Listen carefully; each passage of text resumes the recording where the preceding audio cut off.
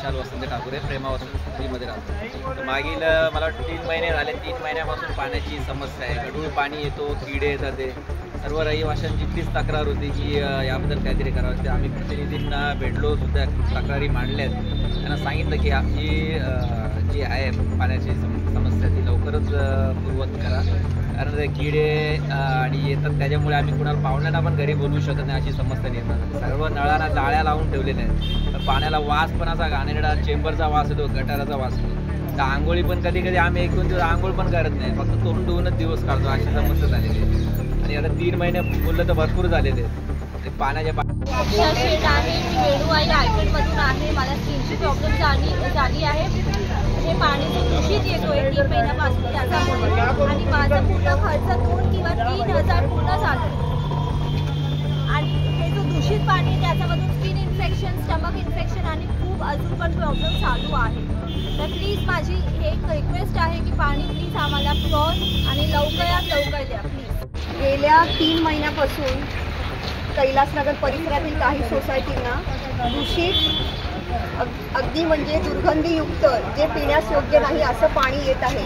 त्याची मी 3 महिन्यापूर्वी नवांगुळे साहेबांची भेट घेऊन तक्रार केली होती। तसेच आयुक्तांना लेखी पत्र दिले होते की या प्रभागात अशी अशी समस्या आहे। त्याच्यानंतर 3 महिन्यापासून या प्रभागामध्ये नागरिक हे दूषित पाणी अगदी उकळून पित आहेत।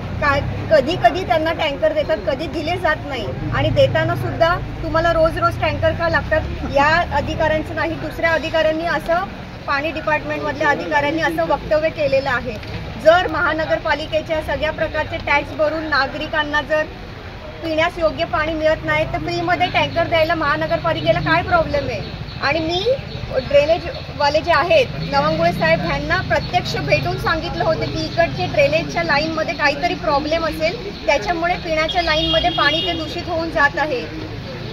सुरुवातीला गाडी ठाण्याला रिपेअरिंगला गेली, एकच गाडी आहे, महानगरपालिकेकडे गाड्या नाही, हे नाही ते नाही।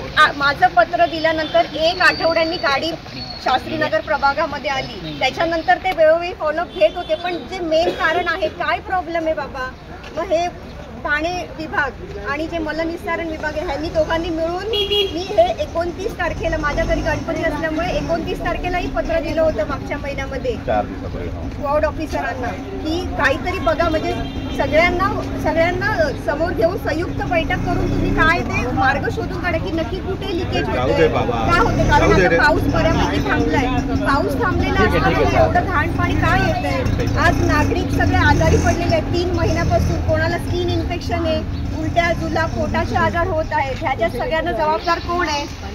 आणि हे सगळं कारण माझ्या एका सगळे इथले प्रभागातील काही रहिवासी आले होते, वेणूआई आर्केड असेल, प्रेमा वसंत स्मृतीमधील काही रहिवासी, त्यांच्यासमोर मी आयुक्तांना फोन लावला। आयुक्तांच्या फोनमुळे आज हे पटापट सगळं चालले, आणि 3 महिन्यापासून आम्ही पत्र दिले, त्याचं काय? म्हणजे आमच्या स्थानिक नगर, जरी आम्ही माजी नगरसेवक असलो तरी आमच्या पत्राला काहीच तुम्ही हे नाही देत का, किंमत देत नाही का? आयुक्तांच्या एका फोनवर कशी आज सकाळी पटापट सगळे आले आणि रस्ता खणायला घेतला, मग एवढे दिवस आम्ही पाठपुरावा करतोय त्याचं काय?